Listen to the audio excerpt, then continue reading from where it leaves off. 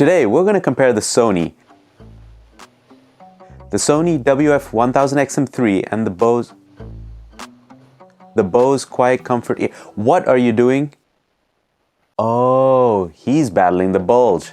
This is the Sony versus the Bose, sponsored by SpinFit. We have to start with the design of the buds and the case because that's just something you can't ignore. Both the Sony and Bose look old, not 1940s World War II old, but 1990s businessman old. Both have their uses in a warlike situation. The Sony and Bose have a similar battery life at around 6 hours on the buds, but the Sony gives you 3 additional charges from the charging case, which is 1 more charge than the Bose does. The plastic build on the Bose seems very hollow compared to the solid slab of the Sonys, so either can be weaponized in a pinch. Both are relatively big cases, but the Bose case is thicker while the Sony case is slightly thinner. The buds themselves are very similarly sized. Volume controls are available on both the buds, but on the Sony you'd have to choose between volume control or any of these options. Good news, you can choose to have volume control on the bud of your liking. Bose's options are much more meager, but you can still do volume control on the right earbud, though not much else. Bose has a clear advantage over the Sony though. They have an IPX4 build, which means they are sweat and weather resistant, whereas the Sonys have no official water resistance rating. Both use SBC and AAC codecs and get plenty loud. I like the slightly V-shaped sound of the Bose QuietComfort buds, very similar to the AirPods Pro I thought, with markedly more bass. Adaptive EQ still seems to be at play, which is to say that the sound is different at different volume levels. Acoustic guitars sound good but not too bright. Listening to something like Waiting on a War by Foo Fighters is much more enjoyable at higher volumes than lower ones. But the Sony's resolution and presentation in the treble regions is certainly superior.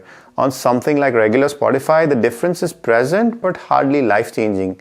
And then there are the FLACs. I pulled out some classics for this one. Korn's Hollow Life, for example, on FLAC sounds punchy on the Sony WF-1000XM3 with the sub-bass really rumbling, but not overpowering like the Bose QuietComfort buds. Vocals sound more forward on a song like Amy Winehouse's Some Unholy War on the Sony as well. And I prefer the timbre of classical musical instruments on the Sony WF-1000XM3. So overall, although the difference isn't massive, I'd give the edge to the Sony, which also, by the way, have EQ options in the app that the Bose do not, letting you tweak the sound to your liking. In terms of passive seal, the design of the ear tips means that the Bose wins hands down. Yeah, hands down to cover that bulge. Huh? Sony are standard in-ears, which go into your ear canal. Bose tips have a funnel shape that sits in-ear with ear fins that hook into your ear. Bose are more comfortable because of this type of design, whereas Sony less so. If you know how to properly wear the Bose, they fit most securely for me due to those ear fins compared to the Sonys, which felt like they were popping out. Don't you just hate it when the tips included with your earbuds don't fit well or just make them fall out constantly? Then you might want to check out today's sponsor, SpinFit. They're a company that makes replacement ear tips for wireless earbuds with a patented design made from premium soft silicone. My regular go-to earbuds are the Jabra Elite 75T Active, which I love to use on my new Corona hobby walks or my less than regular runs. But I always struggled between the medium and large tips they came with. But using SpinFit ear tips, that problem was solved. They're a lot more comfortable and give a more secure fit, so I don't find myself trying to readjust or push the buds into place as often. Check out their products using the link in the description down below. Back to the video. The Sony has been around for longer, so it is much cheaper, and with rumors of a WF-1000XM4, there's no doubt that the prices are going to fall even more as stocks dry up. For the latest prices, check out the links in the description down below. It's a free way to support all the hard work we put into the videos. The active noise cancelling on the Bose is the best of all buds we've ever tested. But the Sony, despite its age, comes close in terms of reducing background noises, such as in a simulated flight cabin or a cafe environment. The transparency mode, which lets in your surrounding sounds and tries to mimic the feeling of not wearing the earbuds, is also better on the Bose. Your environment sounds much more natural, whereas on the Sony it feels a bit artificial and processed. The Sony also has a special wind noise cancelling option hidden deep in the settings that helps it cancel out wind noise. The Bose doesn't do as well with wind, but with the full noise cancelling and good seal means that they don't struggle too much in the wind. In terms of controls, both the Sony and the Bose allow you to adjust the level of noise cancelling in the app and cycle through presets using the buds or the app. Sony has one custom preset out of these three, while on Bose, all three are customizable. And on the Sony, you can also customize your noise cancelling to let voices in the app.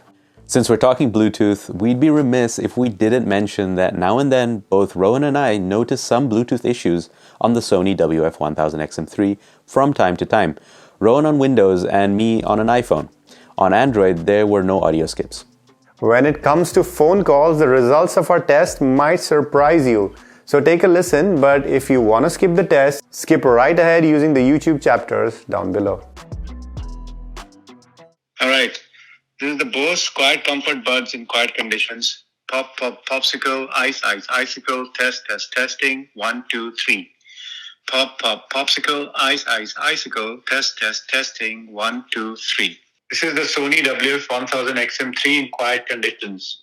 Pop, pop, popsicle, ice, ice, icicle, test, test, testing, 1, 2, 3. Pop, pop, popsicle, ice, ice, icicle, test, test, testing, 1, 2, 3. Alright, this is the Bose QuietComfort earbuds with background sounds. Pop, pop, popsicle, ice, ice, icicle, test, test, testing, 1, 2, 3. Pop, pop, popsicle, ice, ice, icicle, test, test, testing, 1, 2, 3. This is the Sony WF-1000XM3 with background sounds. Pop, pop, popsicle, ice, ice, icicle, test, test, testing, 1, 2, 3. Pop, pop, popsicle, ice, ice, icicle, test, test, testing, 1, 2, 3. QuietComfort earbuds in a windy situation. Pop, pop, popsicle, icicle, test, test, testing, 1, 2, 3. Pop, pop, popsicle, test, test, testing, 1, 2, 3. This is the Sony WF-1000XM3 in windy conditions. Pop, pop, popsicle, ice, ice, icicle, 1, 2, 3. Pop, pop, popsicle, ice, ice, icicle, 1, 2, 3. So this is what we thought of the microphone quality on these buds. In quiet conditions, either of these buds are a safe bet, being clear and loud. The edge goes to the Bose in the simulated cafe environment, as it does a better job in suppressing the background sounds than the Sony. Although it's still audible on the Sony, it wouldn't be the most pleasant experience for the person on the other end of the call. In the windy test, the Sony takes the win by a hair since it was more clear relative to the Bose except for the left earbud. But emphasis on the word relative. We wouldn't really pick either of them to use in the wind. There are some Fuckman controls that both of these buds have in common. You can answer or decline a call, adjust the volume, but can't mute or unmute calls straight from the buds themselves. However, they each also offer their own set of features. On the Bose, you get call notifications, which means there's a voice prompt telling you who the call is coming from and whether the call has ended. You can also turn on auto answer in the app so that when you put the right earbud into your ear, it will pick up the call automatically. And if you notice yourself talking louder than you should, Bose has got you covered with their adjustable self-voice option in the app, which allows you to hear your own voice when on a call. And what Sony brings to the table is the ability to transfer an ongoing call between your earbuds and phone by holding your finger on the touch sensor. In the extras departments, it's a mixed bag as well. Both have full-featured apps for Android and iOS that work fairly well at the moment. None of these can stay connected to multiple devices at the same time, but Bose can switch devices using their app. The Sony sets itself apart though by letting you use either bud on its own for music and phone calls, which is quite impressive for such an old device. The Bose has that master-slave architecture, which means that the right one is the boss. You can't use just the left earbud on its own. Both buds also automatically pause your music when taken out of your ear. Sony has a quick attention feature that pauses ANC and lets in-ambient sound for a bit, whereas Bose has a shortcut to cycle through 3 favorite ANC modes. In terms of wireless charging, that's something only the Bose offers, and Sony, despite its chunky case, does not. So what happens when these earbuds need to be repaired? Well, Sony offers spare parts such as the left and right earbuds, the charging case, and the rubber tips. For Bose, the batteries in the earbuds last about 5,000 hours of playback while retaining at least 80% capacity, which amounts to 200 odd days of constant listening. But the batteries are unfortunately not replaceable, and neither the case nor the earbuds contain recycled materials. But since both Bose and Sony are such large corporations, you can find more information about their sustainability efforts on their website. Alright, you should buy the Sony WF-1000XM3 over the Bose QC earbuds if you want better sounding buds with EQ settings in the app. If you're not a rightist and want to use the left bud on its own too. If you want to be bulgy but not that bulgy.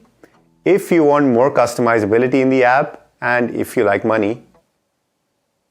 You should buy the Bose QuietComfort earbuds over the Sony WF-1000XM3 if you like the name of your buds to be easy to remember and do what they say, being very quiet with great ANC and comfortable with a secure fit. If you want buds that can be used for making clear phone calls in a variety of conditions. If you want basic waterproofing when you're going for a walk in the rain. If you like the wireless charging support. You've been balancing two bulges. And we've been THRME. Namaste.